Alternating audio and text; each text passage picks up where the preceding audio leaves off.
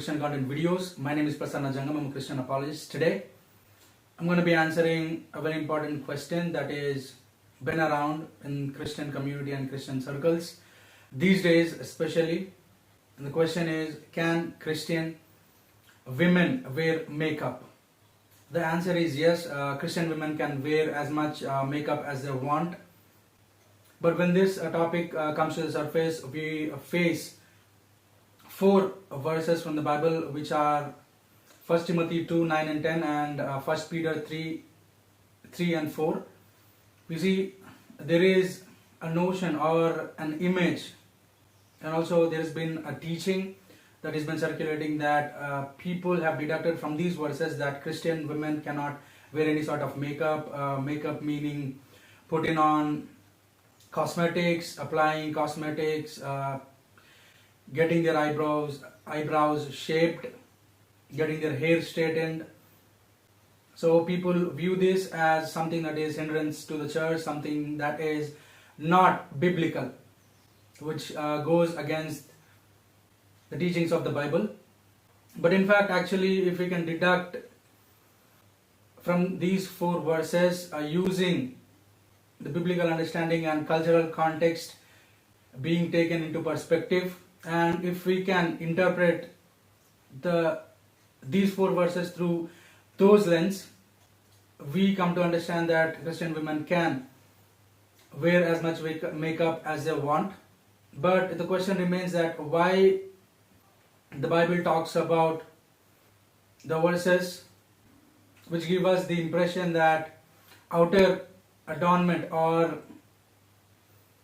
adorning someone or applying makeup or working on themselves so that they look good in society is not something that is allowed or allotted for women. To begin with, there is not a single verse in the entire Bible that Christian women cannot wear makeup. This is the point that Christian women cannot wear makeup is a conclusion, just like we do not have a single verse in the entire Bible where Jesus said, "I am God, worship me," but still we come to conclusions and so on. We have our theological understanding. So these 4 verses say that if there is a beauty, Christian women, let that beauty not be of their outer adornment, like of their hair braiding or fine clothing or jewelry. Instead of this, good behavior is advised to be put on. So obviously, if we can fill these verses with some biblical understanding and content, obviously the conclusion we can come to is the beauty and the adornment it is speaking about.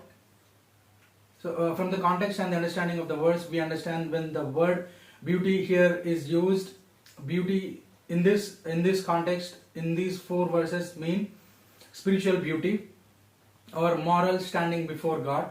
Though the general word is used, but the context gives the word its meaning.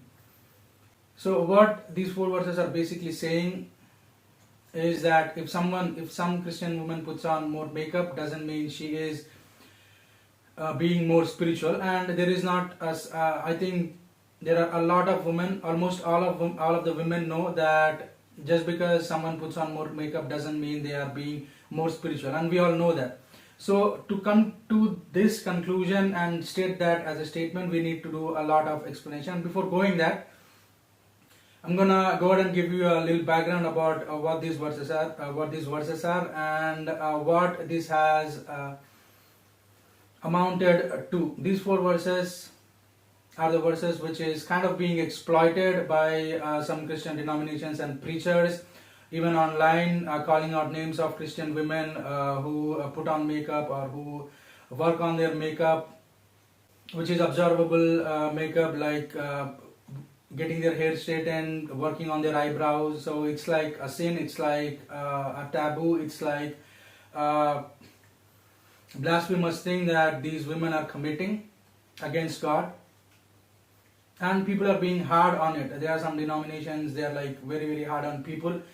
They are like completely on the foot of attacking. They are like attacking people. They are like attacking women, calling out names of women, calling them out and saying that you are applying these kind of makeup things, and you are a hindrance to the church, you are a blockage to the church, you are a barricade to the church's growth, and so on. So obviously the background of this is, first thing, this has done two things, and the first thing is this has shown the worth of Telugu Christian preachers, not literally but image wise speaking. Obviously there has been many famous Christian preachers, not only just Christian pastors or evangelists or preachers, famous Christian preachers or very mega church pastors, and their family members have been targeted and spoken very bad, and spoken like they were attacking, and they were confident that they had the material with them, they had the content that would back them, so they were like hard on them, they were calling out names and so on. So, and the thing is, I'm not sure if those big preachers, including their family members, like their wives and their spouses, their children, their daughters, have been called out by their names, their pictures being displayed in videos. Still they are, I'm not sure, I'm not saying that they have watched it and yet they're not able to respond in a way that counters the heaviness of this material and completely tramples them down, and they tramples that doctrine down, and completely makes that preacher look like this is a preacher that knows the word and he's got some heaviness to him. So but if someone is not heavy but yet a big pastor who has an image that is like a famous pastor or a famous preacher or so on, but yet he's not got the content to defend it, completely trample this thing down, obviously it looked like some people have not chosen to respond to this. They have just turned a blind eye, compromised themselves. They did not bother to, but did not dare to answer this question, because obviously if they try to answer this and they're not able to defend it well with a heavy content of themselves, obviously they're gonna look light and beaten down. So obviously they're not gonna they have to live with that guilt and shame the rest of their lives. So obviously they might not have chosen to answer this question, and some have come forward and said, we're doing the Lord's work, and obviously there's going to be obstacles. So, and this is not gonna let us down, or this God is going to answer them, and so on. Kind of responses also came from some. So, whatever it is, this has literally displayed the word worth or the word heaviness of the preachers of Telugu states. Obviously, not literally, but image-wise speaking. And the second thing is, obviously, when it comes to the Bible is a complex document. It needs a lot of understanding, a lot of tens and thousands of hours of preparation to be able to crack down a verse and really come down heavy on a subject, and obviously put forth a heavier case when explaining doctrine or a concept or a teaching. And there are very complex verses in the Bible like these, though people have a sense that this is not true, this cannot be true, and there's also not literal verses in the Bible that say so, but at the same time people that use those verses because it has edge that can be used to suppress people or suppress few preachers, attacking them, because there are a few doctrines and there are some denominations who have figured out, who have come up with some scripts of reasoning back and forth, and obviously those verses can take people who are like very bitter seemingly to good distance, but it doesn't mean that they are true. And people like these come forward when they have an image of the world, a view of the world which is bigger than themselves, larger than life kind of image, overly ambitious, very ambitious. Ambition is good, but they do not have the resources and the fuel. Fuel here is not physical resources, but the time and the energy to spend to be able to bring out that content and make a peculiar name for themselves, a special standing in the society, in theological circles. So it obviously needs good 365 days 10 hours a day, good 10 years, 8 years of reading, studying and so on. So not everybody is able to fetch those number of hours in their career preparation times. So obviously everyone is not going to be heavy. They may look heavy, they may look like they know a lot of theology, and when situations like these arise, it shows how heavy a preacher is equipped. So they choose to be on the bitter side because they have this image of a bigger life, luxurious life, special life, very famous life, influential life, but at the same time do not have the time to work, scared of hard work.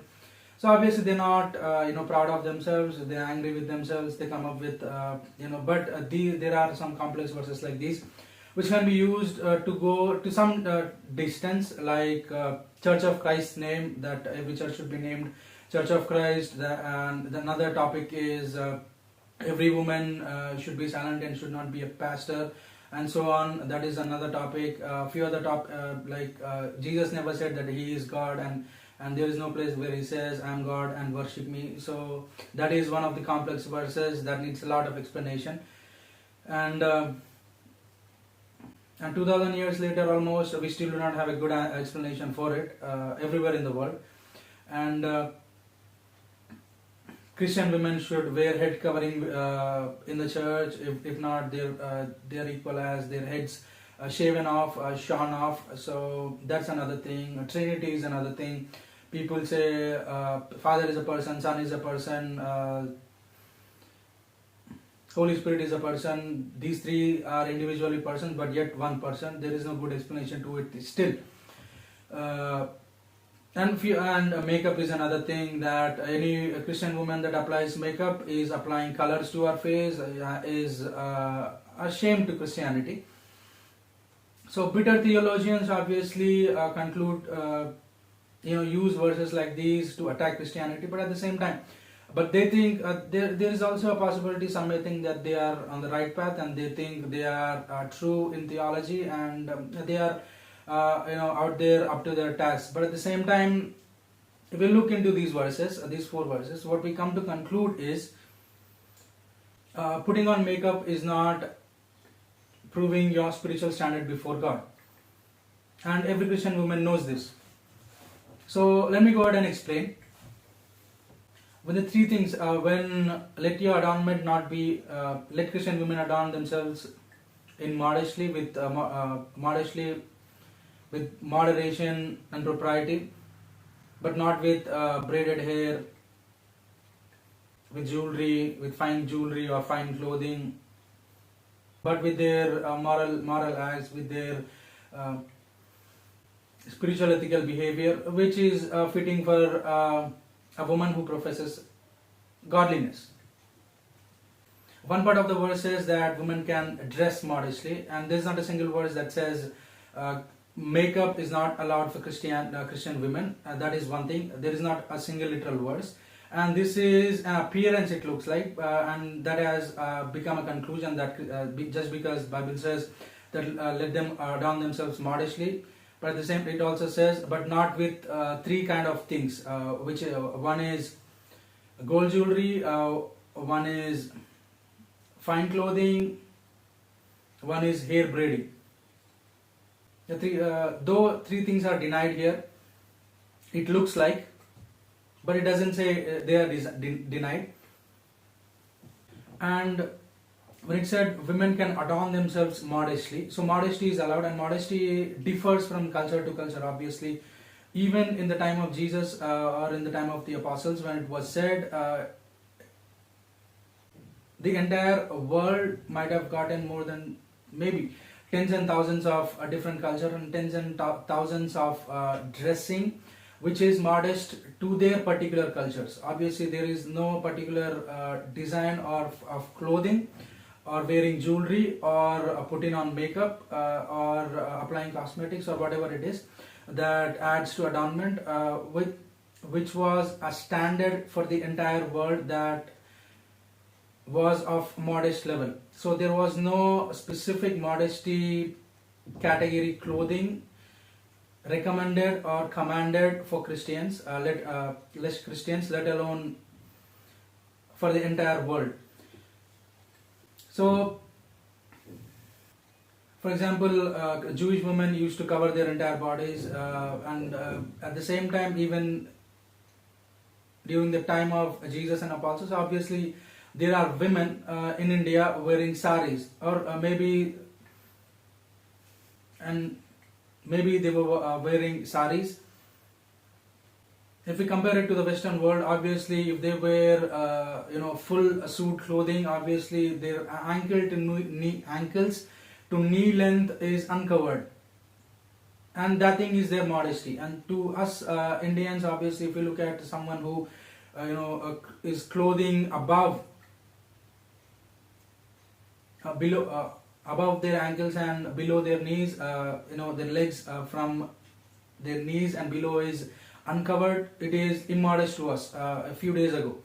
And these days, culture has evolved and so on. People have, people are modernized and so on. So, for a old lady, for a 40-year-old lady today, not old, a 40-year-old lady today, if she wears even what is considered modest, one of the modest dressings in the Western world, if she wears that thing in here, it is not modest. It is like lewd. It's like a shameful thing. But if an Indian woman is putting on a sari and it goes on to a Western culture, obviously if someone sees an Indian woman wearing a sari, so her hand area is exposed, uncovered, her this part is uncovered, her waist is uncovered, stomach is uncovered, and wearing a sari, if this two parts in the rear area is exposed, their waist and even their back, some part of it is exposed. So and to some it is immodest. I've heard it somewhere, but this is commonsensical. So it is immodest. So there was not a standard, and there was not a standard modesty standard for women in the entire world during Jesus' time, and there was not a single proof that says entire world in Jesus' time or the apostles' time had the same modesty standards across the world, or had the same dressing style across the world. So one thing that is modest to one community and culture is maybe immodest to other cultures, and what is modest to one culture maybe, and sometimes it is immodest to other cultures. So when the Bible says here, let's say it is only speaking about dressing, so there are three different kinds of adornments given here, which is hair braiding, gold jewelry, and putting on fine clothes. Those are just because the Bible says let them adorn themselves modestly, and instead but not with these things, and included these three things, doesn't mean it is spoken in a tone against these. It's spoken in a tone different, which may sound these three are immodest, but those three are not immodest too. So think of gold jewelry. What is immodest in it? Nothing. Think of hair braiding. Is anything immodest in it? So if you go to the United States, obviously if someone's hair braiding, if some a Christian girl is adorning her hair or braiding her hair, it is a sign of rich upbringing, or it is a sign of a big more than an upper middle class houses upbringing. So if a Christian girl 15, 16, 17 years of age, probably going to a high school or attending high school or college, if she wears a braided hair for a formal gym, or going to the gym to play some basketball or some volleyball or some other sports, it means she's from a rich upbringing. She's from a white collar jobs family. So there's nothing immodest with hair braiding. So hair braiding is not immodest either. So even if someone says, if you look at the verses closely, let them adorn themselves modestly, but adorning means it could mean all. It could add all of them, include all the types of adornments, including makeup to dressing. So, but the Bible says, some verses say, let them dress modestly. Let them dress in modest apparel. So it only applies to clothing, but still two other things are remaining, which is gold jewelry and hair braiding. So only one is included here. Only one is a kind of exception, because modesty varies from time to time, culture to culture. So there is no specific rule on modesty. So, and also makeup is literally not cosmetics, though even in these three kind of evil looking thing, it may give the image that these three are denied for Christian women. Even in those three things, makeup usage of cosmetics is not involved, not mentioned, because it is obviously it is a common sense thing, thing for women to obviously take care of herself, make sure that she looks good and presentable when she's presenting herself to the class or to the society. She goes out to work, she's not going to leave her face unwashed, leave her hair uncombed. If her hair is completely curly and wavy, it's not, and it's subject to abuse. Sometimes some people are mocking, obviously they go for hair straightenings and so on. If they do not feel like their hair straightening is not good, hair curls are not good, obviously they go for hair straightening. So these things are, and makeup, cosmetics is not mentioned, because even for it was common sense, because even the early ancient Roman cultures used Roman women in those cultures during Jesus' time, during Apostles' time. Obviously they were using a lot of cosmetics, and there were findings which show 140, I think more than 100 plus types of cosmetics being used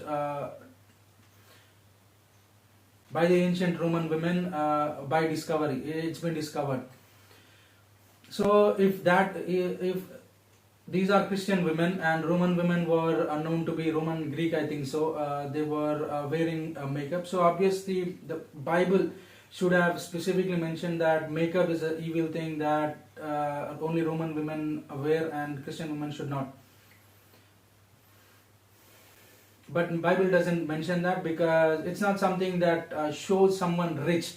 As much cosmetics one puts on, it doesn't mean anything. It's as good as any other women putting on some makeup to look fine and presentable. And cosmetics and spices and Jewish community was also big on spices and frankincenses. We see from different instances in the Bibles. Jesus was wrapped around 75 pounds of spices when he went to burial.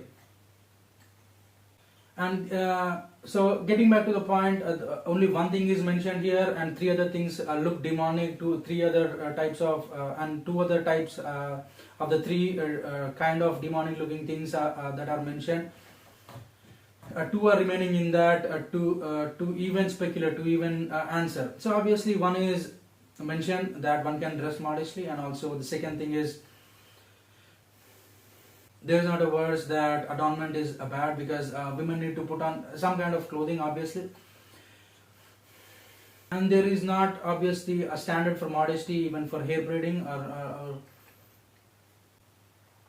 or for jewelry, and jewelry in itself is not good. So Bible, when it speaks a thing as a law, even if it appears as a law, obviously it has to give out an explanation as to why that is denied obviously.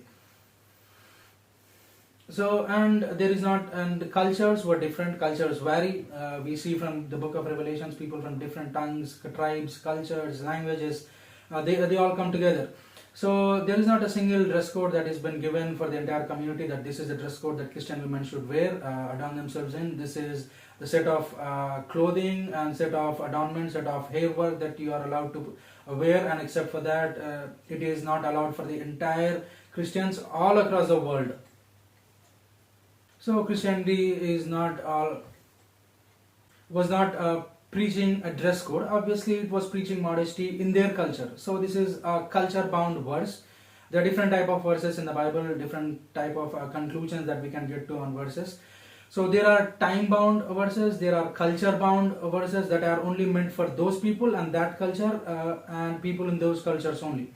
Just like head covering is another topic in itself. I'll speak on it in another video. But it is meant for those Christian women who in whose culture braided hair and putting on rich clothing, fine clothing means elaborate clothing, or rich and fine clothing. So what's wrong with rich clothing? If I put on a 10,000 rupees shirt, it only adds to my value. It only, in a sense, it only makes me appear good. It only gives a good impression about me to the society, that he's a well-groomed guy, he's a well-dressed guy, and so on. So obviously there's nothing immodest about those two.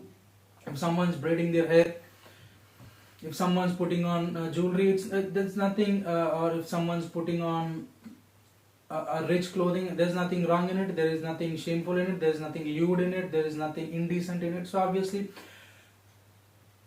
the context and the Bible and the grammar used in those verses forces us to conclude that those three things, though they are good, the better gold, it is good, the more gold, more value, more presentable, more jewelry, more presentable, fine clothes, more respect, rich clothes, more respect. So if we, so what we are forced to, looking at the data, what we come to conclude, what we are forced to conclude is that these three types are not immodest just because it has the image, it has a tone that it may look like these three things are immodest, but at the same time, gold jewelry, hair braiding, and fine clothing, rich clothing are not immodest, but they were distracting, or they were destructive to the church, because people, 70% of Christian population were poor. In those days, only the poor and peasants were converting, only the poor were Christians. So obviously poor people who are not able to afford food on the regular basis come to the church, and there's a multi-billion dollar kind of a guy who comes to the church, or a woman who puts on jewelry and fine hair braids with probably diamonds or different jewels or gems or pearls in her hair, and she comes like she's put on $100 million worth of jewelry and clothing, and she walks into the church. Obviously it's gonna distract people, it's gonna make their morale low, they're gonna feel their morale low. And also it was early Christian days, so obviously Christian men were a bit more involved in religious things than women. So obviously if a woman walks in with rich clothing, obviously people may think, oh, just because we were Jews and we came into a new community, we are so liberated, we are free. So the transition from the Old Testament to New Testament was a thing that was meant to be embedded into the minds of people. And in those times, if some people walk in with rich clothing and so on, it may give a different spin to the whole argument or theology of Christianity. So obviously people may think that we are free to behave as it may give the people a slippery slope to stand on. So people may get women may get distracted, women may feel low, women may feel that just because I became a Christian, so they are Christian women, because they are new converts, obviously they feel like they are entitled, because though they do not literally feel it, but they may feel like they've come to the new community, obviously, so they should provide us something and so on. So obviously they wanted to make sure people were novice in those times, so to make them not wandered away in theology, to embed their heads with solid theology, and hold up the poor people and their mental stability.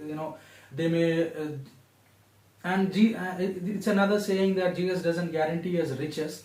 Just because a Christian goes to the church doesn't mean he's going to make them super rich and make them prosper in millions and millions of ways. So that is another teaching that is hidden in it.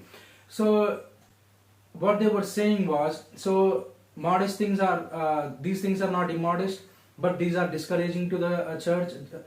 So if my richness is discouraging and leading someone away to the church, it may also make people not attend the church. So obviously, so the early church was taking care of this in a subtle way. It was like very, very theologically deep, theologically subtle and wise in saying that. It was pure wisdom. It was like heavy content. So the details are given in the data. It may look like one thing, people may like, go on ranting online saying, Christian women cannot wear makeup and so on. So if we conclude, fill those verses as gaps with heavy content and information, obviously what we conclude is, so let your beauty not be that of outer adornment. So the conclusion here is beauty. The meaning of the word beauty here is spiritual adornment. So let your spiritual adornment or your spiritual behavior or your spiritual merit before God not be of your outer appearance. Just because I put on a $100,000 suit doesn't make me rich towards God, rich in spirituality. Doesn't make me more spiritual or earn me more spiritual merit. So remember Luke 16, poor Lazarus and the rich guy's story, the rich man's story. So that is what it's speaking about. So just because a Christian woman puts on thousands of rupees of, if someone's able to afford, that's no problem, but she should not think that she is being more spiritual than the poor. And today it's a different thing. Today there is, even the poorest of poor may look decent too if someone's going to attend a church. Obviously clothing is affordable sometimes. So we can't tell so far away between dressing. So we can dress with minimal price clothing, but at the same time we can look good too. So they were taking care of that because it was an early church. They had to take care of it in every possible way. So that was it was saying. That was what the verses were saying. So can the Christian women put on makeup? Absolutely yes. They can put on as much makeup as they want. They need to make sure that the community, the church community where they're going, obviously they're not completely distracted or completely look at that adornment as weird and disturbing them, discouraging them and so on. So and what the verse is saying is, if a Christian woman puts on a lot of jewelry, she's wearing a $100,000 suit, $1 million a necklace, or putting on finest cosmetics from the Western world or from South Korea, from wherever it is, doesn't mean they are rich to God.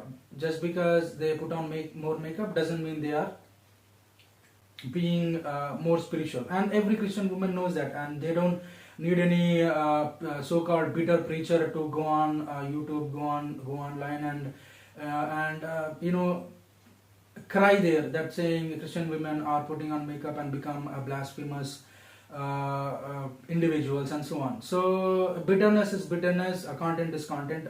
We need to be able to read the word well and understand it, ask the Lord, the Holy Spirit for more wisdom and more understanding of the complex verses and like these, so that we do not stray away from the paths, from the right path we have for us. So this is explanation of the and the answer for the question, can Christian women wear makeup? Obviously the answer is yes, as much makeup as they want to. They can wear as much makeup as they want to. They can adorn themselves any way they want to, but it should not look indecent, because 1 Corinthians 11:40 says things should be done decently and modestly. So modesty and decency are the things, and modesty changes from time to time. But